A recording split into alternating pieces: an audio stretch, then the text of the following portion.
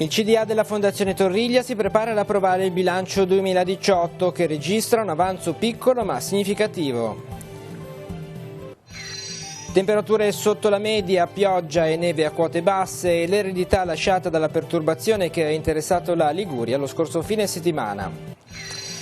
Fronte Mare San Francesco, tra novità e proposte, entra nel vivo a Rapallo la campagna elettorale. Si amplia e si consolida l'attività del centro di formazione integrata del villaggio del ragazzo. A Cogorno si sono riuniti i firmatari della convenzione. Assalto al bancomat della Banca Carige a Carasco. I malviventi hanno fatto esplodere lo sportello esterno ma non sono riusciti a rubare nulla, indagano i carabinieri. La riforma del terzo settore, una sfida per tutta la Liguria. Anfas si appresta ad affrontarla, rinnovati vertici regionali, presidente e vicepresidente Giandario Storace ed Egle Folgori. Tappeto rosso a Sestri Levante per la terza edizione del Riviera Film Festival che mette sotto i riflettori il cinema Under 35. Sta per nascere Campus Belpiano, le strutture della Fondazione Zeme a Borzonasca rinnovano la loro vocazione di luogo di formazione e aggregazione per giovani e famiglie. 41 anni fa il ritrovamento del cadavere di Aldo Moro in via Caetani a Roma. In prossimità dell'anniversario ho presentato a Chiavari un libro che ne ripercorre la storia a fumetti. Prima riunione a Chiavari del tavolo tecnico che dovrà portare avanti la messa in sicurezza del Rupinaro. Necessario lo studio dello stato di salute degli argini per calibrare i futuri interventi.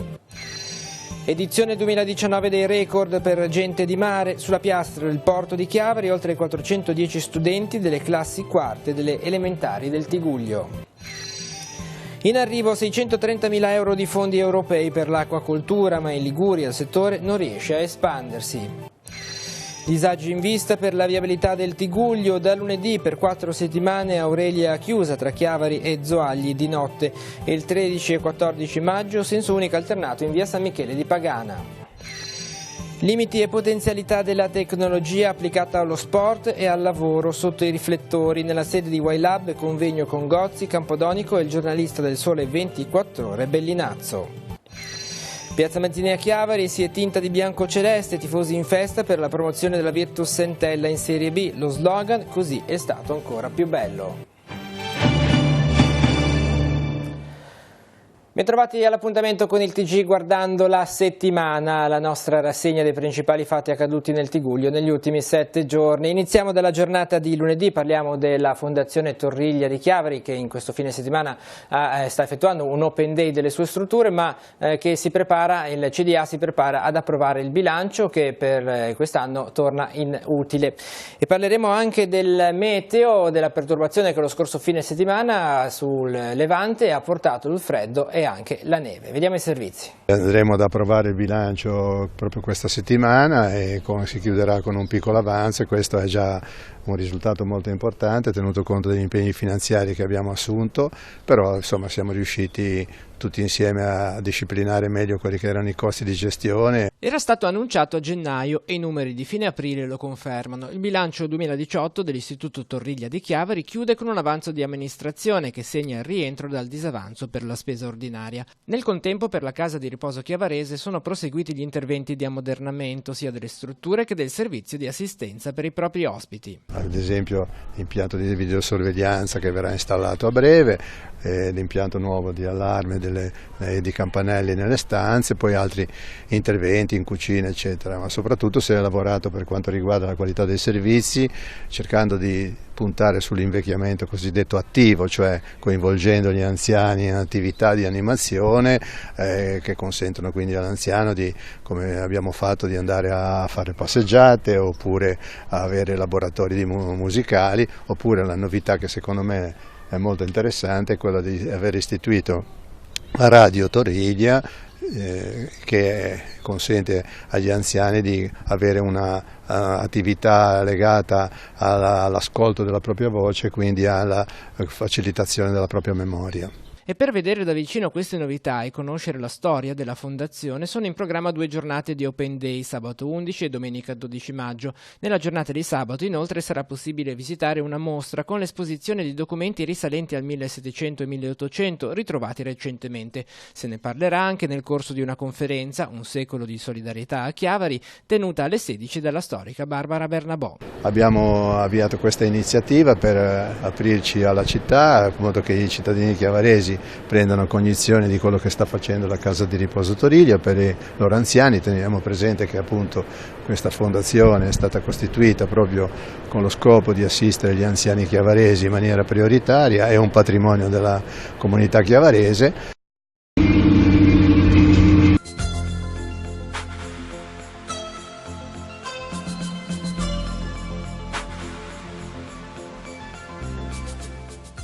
La Val d'Aveto si è svegliata questa mattina sotto un cielo azzurro e 40 cm di neve in quota. Bisogna risalire al 2013 per ritrovare il prato della Cipolla coperto di neve, in quel caso era addirittura il 25 maggio. Ma a parte i ricorsi storici, è un panorama da favola e decisamente insolito quello che in questa stagione si può ammirare oggi dalla vetta del Monte Bue. Il giorno dopo la nevicata che ha imbiancato praticamente tutto l'arco appenninico ligure e le valli dell'entroterra, il sereno si è esteso da ponente verso le zone di Levante, segnale questo dell'allontanamento della depressione che si è originata dalla discesa di aria fredda di matrice artica nel Mar Ligure e che ha portato l'inverno a maggio come non si vedeva da parecchi anni. Venti di tempesta, crollo termico fino a 12 gradi in 24 ore, abbondanti nevicate in Appennino di Levante e al confine con l'Emilia, sopra i 1200 metri e fino a quote basse nell'interno tra il Savonese e il Genovese. Questo lo scenario nelle ultime 24 ore. In Val d'Aveto la neve si è fermata anche a Rocca d'Aveto, regalando scenari tipicamente invernali. Il passaggio perturbato del fine settimana ha lasciato in eredità poi temperature che di primaverile hanno decisamente poco. Il profilo termico durante la notte ha visto le temperature minime lungo le coste attestarsi tra i 7 e i 12 gradi, valori ancora sotto la media. Valori minimi decisamente invernali anche nelle zone interne del versante marittimo, con valori compresi tra i 3 e i 6 gradi. Sotto zero il fondovalle del versante padano, meno 5 i gradi registrati sulla vetta del Monte Bue. Qui, nel tentativo di mantenere il manto nevoso almeno fino al prossimo weekend, si sono battute le piste. Mercoledì è atteso infatti un nuovo passaggio perturbato di origine atlantica e non è escluso che se le temperature non subiranno un drastico rialzo, la neve possa restare e permettere una discesa con gli sci, quella sì decisamente fuori stagione per tutto il Tigullio.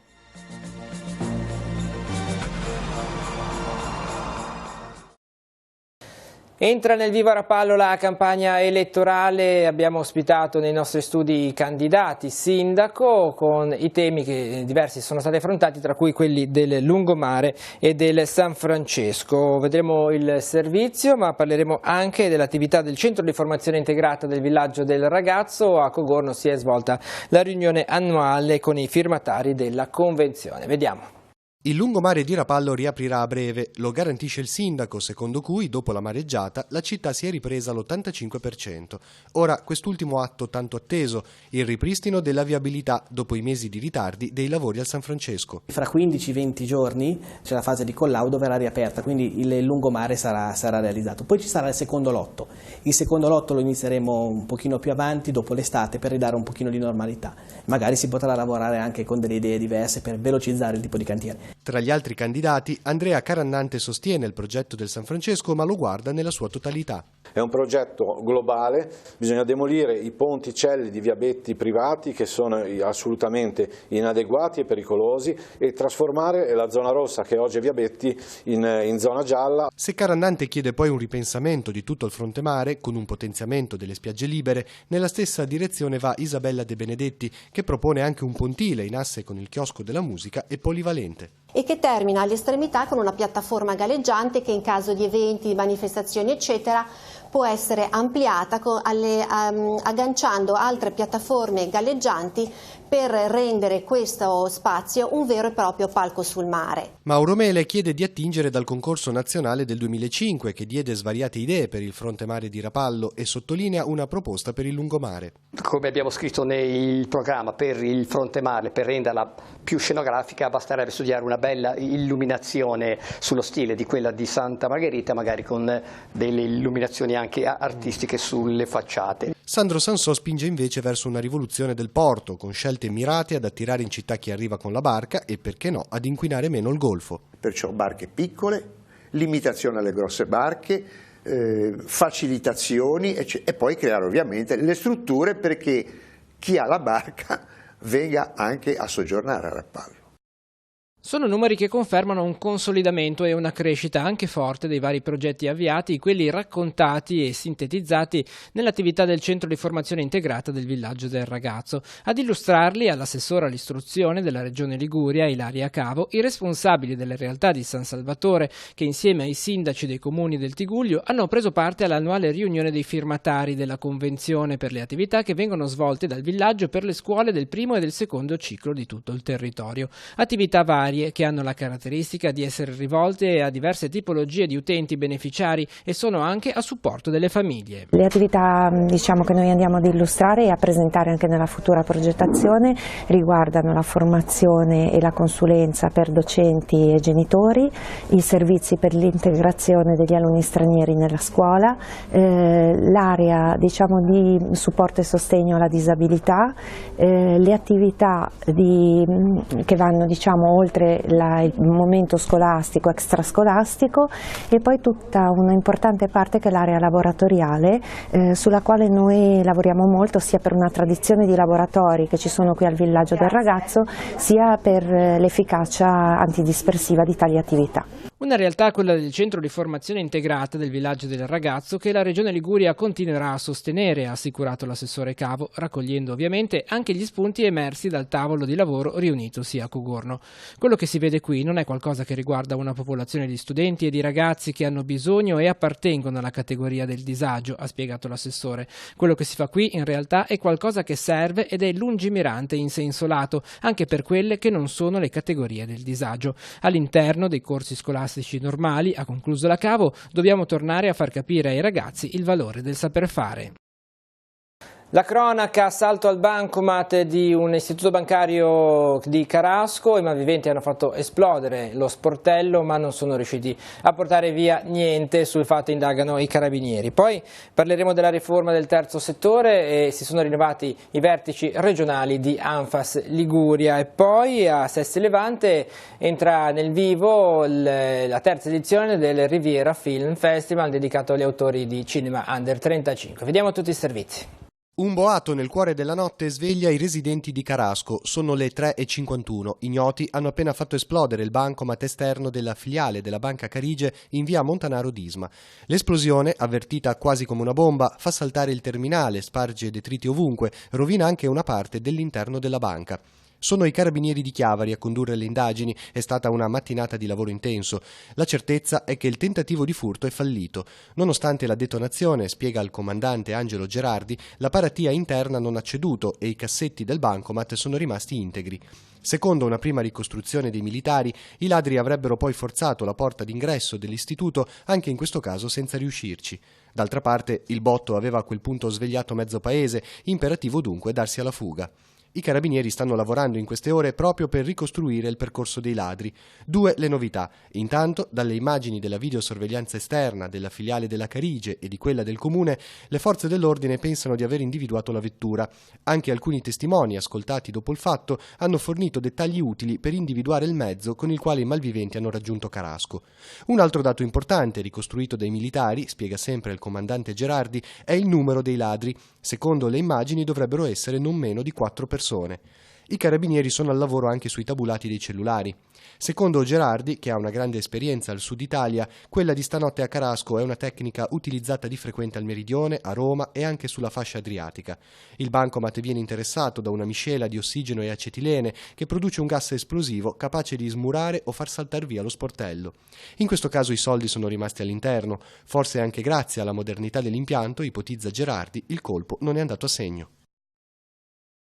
Giandario Storace presidente, Egle Folgori vicepresidente. Ai vertici regionali di Anfas sale il Tigullio, in un momento non facile per il terzo settore, con le sfide della riforma aperte sul tavolo dei vari enti in tutta Italia e quelle più specifiche che riguardano la Liguria. C'è il nuovo accreditamento, c'è stato il rinnovo, e ci sarà il rinnovo contrattuale dei lavoratori che pertanto prevede maggiori costi e con queste difficoltà che l'ente pubblico sta affrontando chiaramente per le nostre strutture, non solo di ANFAS ma tutte le strutture, è particolarmente difficile al momento. Noi abbiamo delle responsabilità perché abbiamo un carico persone con disabilità, le loro famiglie, tutte persone fragili, pertanto ci sentiamo coinvolti. Io credo che questo sia il messaggio che deve passare. ANFAS in particolare conta sempre sulla sensibilità delle istituzioni pubbliche locali. A livello regionale sono 8 le sedi ANFAS operative: Sanremo, Imperia, Albenga, Savona, Genova, Villa Gimelli, Rapallo, Tigullio Est a Chiavari e La Spezia. Una realtà importante, la sola Genova, tramite la cooperativa Genova Integrazione, braccio operativo di ANFAS, assiste quotidianamente 500 persone con disabilità. In tutta la Liguria raggiungiamo il migliaio, con tutta una serie di strutture cooperative molto all'avanguardia, non nego, ecco, e anche le strutture più che prima non gestivano servizi come Spezia o come Sanremo, ecco, nell'ultimo periodo invece si sono molto attivate e sempre in convenzioni nel socio-riabilitativo con le varie ASL seguono servizi. È un lavorone. Noi tra l'altro impieghiamo 600-700 persone in tutta la Liguria, perché 300 sono solo a Genova e poi ci sono più di 500 lavoratori, ma direi anche 700 ormai le raggiungiamo. Io amo Sestri Levante, la Liguria fa parte della mia vita e dopo tanti anni passati negli Stati Uniti ho deciso di fare qualcosa anche per i posti che mi hanno reso felice. Pensavamo di trovare molte più porte chiuse, in realtà le istituzioni politiche ci hanno aiutato sotto il profilo logistico. C'è ancora tanto da fare in quanto noi vorremmo che si investisse di più in cultura. Speriamo in futuro di avere più aiuto economico, diciamo, però il festival rimane sempre un festival indipendente. Ecco, la cifra di questo festival è l'età giovane dei registi, è un momento felice per i registi così giovani, under 35, o c'è difficoltà a trovarne veramente bravi? No, abbiamo visto tantissimi film. Devo dire l'unica cosa riscontrata è che hanno questi ragazzi una visione del futuro o del presente non troppo positiva. Manca una certa positività, quindi abbiamo un po' fatto fatica a trovare per esempio delle commedie. Questo è un po' un segnale per tutti noi. Questi ragazzi hanno una visione non positiva, non so per quale motivo, posso immaginare, ma bisogna cercare di cambiare le cose. È la prima volta qui a Sestri Levante? Sì, è la mia prima volta, sono incantata, già non voglio andare più via. È una sicula che si innamora della Liguria. Cosa pensi di questa edizione, questo festival che si rivolge soprattutto ai giovani registi? Ma io penso che questo festival sia qualcosa di meraviglioso e di urgente. C'è un parterre di ospiti internazionali pazzesco, dei titoli qualcosa l'abbiamo già vista, qualcosa ancora no, che toglie il fiato. Il fatto che c'è la possibilità di creare un festival, di dare lo spazio ai giovani in un paese che non è necessariamente sempre per giovani o sempre aperto a dare il posto, è un'occasione questa straordinaria e che oltretutto abbia questo impatto sul territorio, perché c'è la sala veramente, io non mi aspettavo una cosa del genere così, insomma, anche così sentita dal territorio, quindi nonostante il festival sia giovane, perché è ancora solo una terza edizione, è un incanto. Sta per nascere Campus Belpiano, sono state rinnovate le strutture appartenenti alla Fondazione Zeme che sorgono proprio a Belpiano di Borzonasca. Il centro diventerà di nuovo un luogo di aggregazione per giovani e famiglie. E poi un libro pubblicato a Chiavari, un racconto a fumetti del ritrovamento 41 anni fa del cadavere di Aldo Moro in via Caetani. Vediamo i servizi.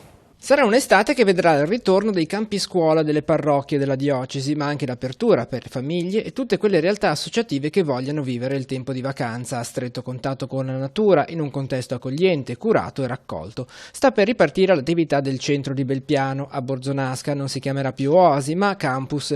In queste settimane la diocesi di Chiavari ne ha ripreso possesso e si sta portando avanti l'opera di sistemazione e adeguamento normativo. Il 2 giugno alle 17 una celebrazione eucaristica precederà la festa per la riapertura di quello che vuole ritornare ad essere un luogo educativo e di aggregazione per le giovani generazioni e non solo. Nuovo nome che sarebbe il piano Campus, proprio per dare l'idea del luogo educativo, diciamo, no? Sì, ricreativo, ma con scopo educativo, è aperto a tutti, diciamo, ai gruppi, soprattutto perché diciamo, hanno i loro educatori e le loro presenze, ma anche come luogo di incontro di famiglie o altre possibilità.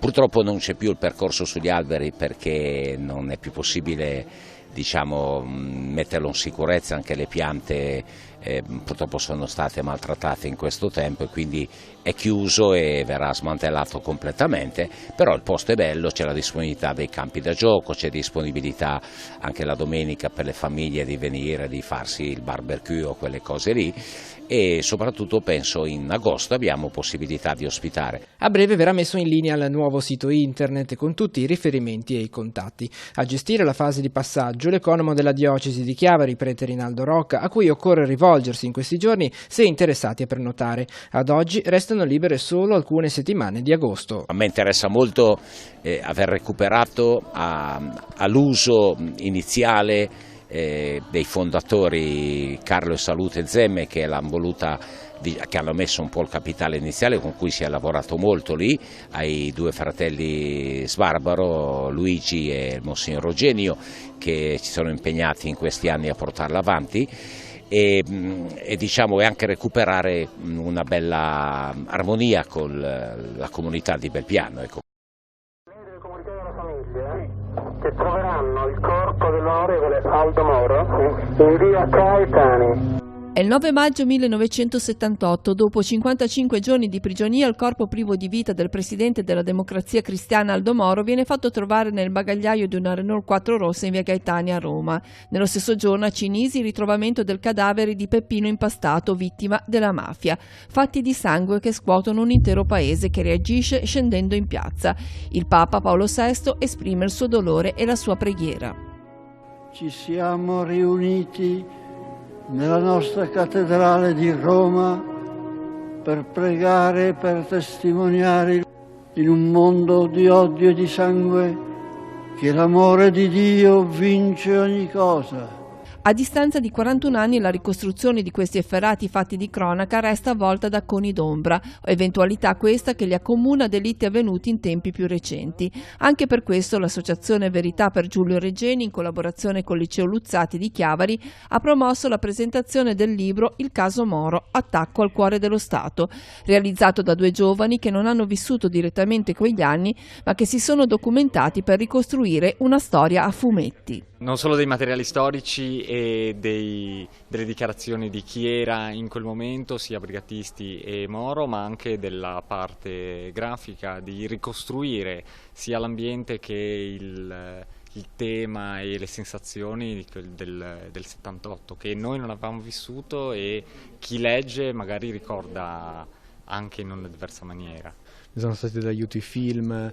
Noi abbiamo preso per esempio molti riferimenti dal film di Marco Bellocchio, Buongiorno Notte. Nel volume la memoria diventa racconto e scandisce un pezzo di storia di un intero paese. Il caso Moro è stata una storia drammatica ma affascinante e importante per la storia del paese, per la storia politica italiana, e che ci ha toccato leggendola, che volevamo cercare di raccontare, raccontando anche quello che noi abbiamo sentito dai ricordi dei nostri genitori, da quello che si è letto e da quello che abbiamo vissuto approfondendolo anche. Si è riunito il primo tavolo operativo a Chiavari per il discorso della messa in sicurezza degli argini del Rupinaro, una riunione con gli amministratori di condominio degli immobili di proprietari che sorgono appunto lungo il torrente che attraversa Chiavari. Sì, sono stati messi in primo piano i punti che dovranno essere affrontati appunto per gli interventi. Parleremo di questo, ma anche dell'edizione 2019 di Gente di Mare, la manifestazione organizzata dalla Lega Navale di Chiavari e Lavagna, oltre 400 gli studenti delle classi quarte che hanno affollato il porto di Chiavari. Vediamo. Faremo un attacco a Rupinaro, cioè tutti gli argini avranno un'indagine, sapremo lo stato di salute di tutte le murature, uno stato anche dal punto di vista geologico di tutto ciò che è il torrente Rupinaro, è il bacino anche fino a Levi, perché non è solo Chiavari e Rupinaro. Prima riunione operativa del tavolo tecnico che dovrà studiare lo stato di salute degli argini del Rupinaro per stabilire quali interventi saranno necessari per garantirne la messa in sicurezza. Nella sala consigliare del comune, oltre 20 gli amministratori di condominio che insieme ai rappresentanti di ferrovie, autostrade e città metropolitana sono stati aggiornati sulle diverse procedure che sono già state attuate e su quelle che dovranno ancora essere messe in atto per completare il piano. Interventi che saranno comunicati alle assemblee di condominio e interessano complessivamente oltre 200 proprietari di immobili che sorgono lungo le due sponde del corso d'acqua che attraversa la città di Chiavari e a cui spetta per legge la manutenzione degli argini. Erano presenti tutti i progettisti, hanno illustrato quali saranno le indagini, verrà spedita una PEC a tutti gli amministratori di condominio che consentirà di illustrare ai singoli cittadini tutto ciò che verrà fatto nella loro proprietà per poterci consentire entro fine maggio di avere l'autorizzazione per poter procedere con questi studi e indagini. Alla riunione non erano presenti i singoli privati proprietari di immobili che sorgono lungo il Rupinaro. Per loro ci sarà una riunione convocata il mattino di sabato 25 maggio. Obiettivo del Comune, sulla scia dell'accordo pilota già raggiunto con un condominio di Corso Genova, è arrivare ad una compartecipazione delle spese necessarie per mettere in atto tutti gli interventi di messa in sicurezza delle strutture. Ci siamo presi l'impegno col sindaco di fare un'ulteriore riunione poi a luglio, quando avremo tutti gli elementi tecnici che inizieranno a consentire di avere anche un po' di numeri su tutto ciò che è lo stato di salute del torrente e anche del costo degli interventi. L'obiettivo è arrivare a 3 modelli per poter poi indirizzare i finanziamenti. Allora, i progettisti faranno diversi scenari di intervento. Cercheremo di trovare il giusto equilibrio in un'analisi costi-benefici anche per non avere troppo impatto sulla città, ma anche di avere degli interventi che siano concretamente attualizzabili nel breve, medio e lungo periodo. Siamo a 415 e soprattutto la cosa bella è che abbiamo notato che molti di questi bambini se l'aspettavano già dall'anno scorso di venire qua, raccontato da quelli che ci sono venuti l'anno scorso, perché questo metodo di farlo per le quarti elementari ideato dai nostri soci è stata un'idea molto valida, in quanto si rendono dei progetti strutturati, ripetibili e sempre con un pubblico diverso. Quante realtà sono state coinvolte di tutti i tipi, associazioni, forze dell'ordine e quant'altro? Dunque sono state coinvolte 17-18 unità praticamente, fra forze dell'ordine che ci sono tutte, dalla Guardia di Finanza, Capitaneria di Porto, Carabinieri, nuclei subacquei, tutte le unità che sono venute e poi anche altri stand che sono legati al mare, quindi la Lipu, l'Acquario di Genova ed altri. È stata sbarcata mentre il marinaio Crocemone ha portato via la barca che bruciava. Avanti, lì c'è tutto quello che serve. Agente di Mare, edizione 2019, un ritorno, quello dell'Acquario di Genova. Come sta andando? Bene, benissimo, veramente bene. Siamo qui per raccontare ai ragazzi della nostra attività di ricerca, in particolar modo il progetto Delfini Metropolitani, che è un progetto appunto che noi conduciamo ormai da 20 anni per studiare la popolazione di tursiopi. Questa è una delle cose che insegniamo, che sono delfini, ma in particolar modo studiamo i tursiopi lungo la costa ligure. E lo facciamo con un gioco, cioè li sfidiamo a riconoscere un delfino in mezzo ad altri delfini. È un modo anche per riconoscerli dal vero, anche nel nostro Tiguglio possono vedersi ogni tanto. Assolutamente, è proprio la tecnica che utilizziamo noi, è proprio per spiegargli questa tecnica che utilizziamo di fotoidentificazione, li facciamo giocare, li mettiamo alla prova nel gioco delle pinne, quello che chiamiamo il gioco delle pinne. È il modo migliore per spiegare effettivamente qual è il nostro lavoro di ricercatori in mare per studiare questa popolazione. Siamo così arrivati alla giornata di sabato, abbiamo affrontato il tema dell'acquacoltura, sono in arrivo finanziamenti regionali per sostenere il settore. Per quanto riguarda la viabilità, disagi in vista per il Tigullio con la chiusura notturna per le prossime 4 settimane dell'Aurelia tra Chiavari e Zoagli. E poi di sport, con un convegno che si è svolto a YLab a Chiavari, si è fatto il punto anche sui limiti e le potenzialità della tecnologia applicata proprio allo sport. Vediamo. Il mercato dell'acquacoltura è in crescita, l'Europa spinge per sviluppare gli impianti, i fondi ci sono, eppure in Italia si fa poca strada e in Liguria ad oggi non sembra esserci spazio per un'espansione del settore. Risponde così Roberto Co, gestore della maricoltura di Lavagna, dopo essere venuto a conoscenza dei contributi europei approvati di recente dalla Regione. Si tratta di 942.000 euro per il settore pesca, di cui 610.000 per investimenti produttivi sull'acquacoltura e 20.000 per la promozione di nuovi operatori del settore. In Liguria, oltre agli impianti di Lavagna, ci sono soltanto quelli di La Spezia, dove si allevano i mitili. È difficile utilizzare i finanziamenti, dice Roberto Co. In Italia c'è una procedura burocratica lunga, poco chiara e contraddittoria a livello di decreti ministeriali. Il caos normativo maggiore riguarda il rilascio di nuove concessioni o l'ampliamento delle esistenti. La Regione cerca di fare qualcosa, spiega Co, ma non riesce. La richiesta di ampliamento delle gabbie da parte dell'acquacoltura di Lavagna, ad esempio, è ferma al palo. Così i fondi decisi dall'Europa in Italia trovano un ostacolo tra le pieghe della legge, con poche speranze per chi lavora in un comparto dato in crescita su scala mondiale. Presto, aggiunge Co, supererà quello della pesca. Gran parte del pesce proviene dall'estero, prosegue, e la pesca è al limite dello sfruttamento, mentre la richiesta è in aumento. L'acquacoltura garantisce numero e qualità, dice invece, laddove rispetta i parametri. A tutto ciò si aggiungono i danni provocati a Lavagna dalla mareggiata 2018. Ad oggi sono state recuperate 10 gabbie, ma ci sono ancora da sostituire le linee di ormeggio. A giugno si potrà sapere con più precisione la data di ripristino dell'impianto, ma per recuperare il danno ci vorrà ancora un anno, spiega Roberto Co, che conclude: finora sono arrivati soltanto i soldi dell'assicurazione, null'altro. E il bando ministeriale rimborsa soltanto le attrezzature, non il prodotto perso. Per Lavagna non è un grande aiuto, dato che su 2,8 milioni di danno soltanto 300.000 euro riguardano le strutture. La riapertura è prevista per sabato 8 giugno. Da lunedì 13 maggio e sino ad allora l'Aurelia tra Chiavari e Zoagli rimarrà chiusa di notte. 4 settimane di possibili disagi per i collegamenti tra i due comuni. La strada sarà chiusa dalle 22 di ogni sera fino alle 6:30 della mattina successiva. Questo per permettere ad ANAS di realizzare i lavori di posa delle condotte per il pompaggio delle acque di fognatura da Zoagli al depuratore di Chiavari, nel tratto compreso tra i chilometri 487 e 488 dove sono ricomprese le gallerie. Durante il giorno, dalle 6:30 alle 22, sarà in vigore il senso unico alternato, gestito da semafori o movieri. Per mitigare i problemi al traffico, la chiusura dell'Aurelia sarà sospesa anche nelle notti tra la domenica e il lunedì, durante le quali la circolazione rimarrà a senso unico alternato. Le limitazioni necessarie all'attivazione degli interventi sono state decise da ANAS e condivise con la Prefettura, le forze dell'ordine e gli enti locali. Per raggiungere le due località la notte sarà necessario utilizzare l'autostrada. Un sacrificio lungo 4 settimane, ma è anche il passaggio conclusivo dei lavori alle condutture, che durano ormai da più di un anno e riguardanti anche la messa in sicurezza dell'arteria stradale. Un anno di interventi, di semafori e di rallentamenti che a giugno dovrebbe vedere la fine.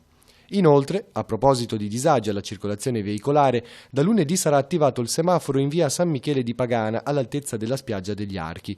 L'area di cantiere occuperà la carreggiata lato mare, rendendo necessario il transito dei mezzi in quel tratto unicamente sulla carreggiata lato monte. L'operazione è necessaria per rimuovere il grosso pino marittimo caduto durante la mareggiata del 29 e 30 ottobre scorsi. La strada sarà aperta a senso unico alternato, regolato da semaforo, lunedì 13 e martedì 14 maggio dalle 9 alle 12 e dalle 13 alle 17. Tutto cambia con l'innovazione tecnologica. Sì, la tecnologia fortunatamente non smette mai di andare avanti. Noi siamo un'azienda che abbiamo iniziato con i DVD, poi abbiamo fatto l'iPad, la soluzione per l'iPad, poi abbiamo fatto quella digitale, eccetera. Oggi dei video in particolare, oggi stiamo vedendo tantissimo come la nuova frontiera del calcio è il dato, e in effetti oggi con la statistica si iniziano a misurare molto bene le performance, si può dire quali sono i mister nel mondo in 100 paesi che stanno giocando più simile a Gasperini. No, e magari anziché prendere uno dei soliti mister vai in Colombia a prendere questo qua. Ecco, questa è la tecnologia di oggi. Rimarrà sempre comunque importante l'aspetto umano, no? No, totalmente, la tecnologia è un supporto, è uno strumento, un aiuto, è un filtro, eccetera. Poi alla fine è un po' come nel lavoro. Oggi si può pensare di lavorare senza l'email? No. Si può pensare di lavorare senza il telefonino? Qualsiasi, no? Ok, è uguale, nel calcio la tecnologia è prima zero, oggi è parte del lavoro, di come le società impostano il lavoro. L'Entella, Y-Scout, Y-Lab rappresentano un'eccellenza, mi capita di girare tanto in tante città importanti, insomma, ma una concentrazione di eccellenze, insomma, di questo tipo in una città relativamente piccola è davvero straordinaria, insomma, e credo che debba essere un vanto per tutta la comunità. D'altronde la tecnologia ormai rende tutto il mondo più piccolo, perciò alla fine una cosa buona, bella, efficiente non è importante da dove viene. Infatti diciamo che se la modernità ci ha dato dei vantaggi, questo è uno di quelli, cioè il fatto di poter far crescere delle cose importanti in qualsiasi luogo, far crescere delle strutture, delle aziende in qualsiasi luogo, perché poi diciamo i media, internet, il web permettono di raggiungere da quel luogo tutto il mondo in maniera istantanea. Anche dall'incontro di questa sera si intende sempre di più che i social sono una presenza. Proprio per l'importanza che hanno ci sarebbe bisogno di una maggiore regolamentazione, non chiaramente per soffocare le voci di libertà, ma per impedire che attraverso questi mezzi poi si sviluppino trame illecite di qualsiasi tipo che poi vanno a danneggiare l'economia positiva o la politica positiva. Ed è proprio allo sport dedicato il nostro approfondimento, ovvero la festa per la promozione della Virtus Entella in Serie B che si è svolta a Chiavari, ma anche l'incontro conclusivo, la Coppa del Presidente che si è disputata tra le formazioni del Rupinaro Sport e della Ciassetta, vincitrici rispettivamente dei campionati di terza categoria e di seconda categoria. Questo dunque il nostro approfondimento, il TG Guardando la settimana si concluderà al termine dei prossimi servizi, l'appuntamento ritorna fra 7 giorni. Grazie per essere stati con noi e buon proseguimento di giornata.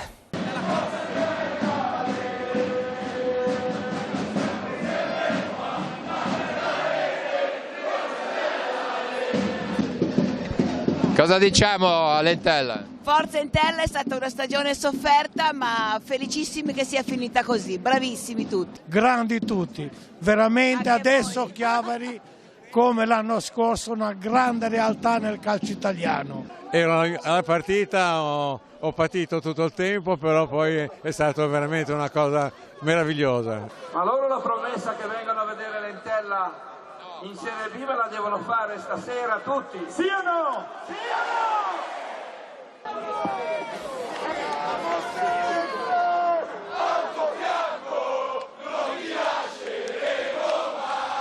Piazza Mazzini è tradizionalmente la sede delle feste dell'Entella e io ancora una volta voglio ringraziare i tifosi perché sono stati straordinari ieri durante il campionato e anche stasera in questa magnifica piazza nonostante il freddo. Mister, grande festa.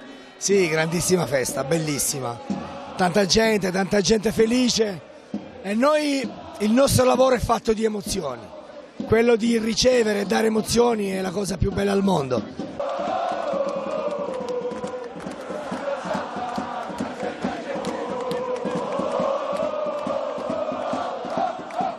andata in campo? Ti abbiamo visto insomma impegnato più del solito. Sì, no, ieri ero proprio, volevo proprio vincere, perché poi arrivava la notizia della sera e è un peccato non concludere in bellezza. Mi viene veramente da piangere che non riuscivamo a fare gol, però alla fine ci ha passato Matteo e è stato bellissimo. Abbiamo raggiunto un grandissimo traguardo, siamo contenti, ci meritiamo questa festa e ora il prossimo anno poi speriamo di fare un bellissimo campionato. Grazie a tutti di aver partecipato, grazie Chiavari. Le conchiglie che sono partite forti e hanno giocato un buon calcio.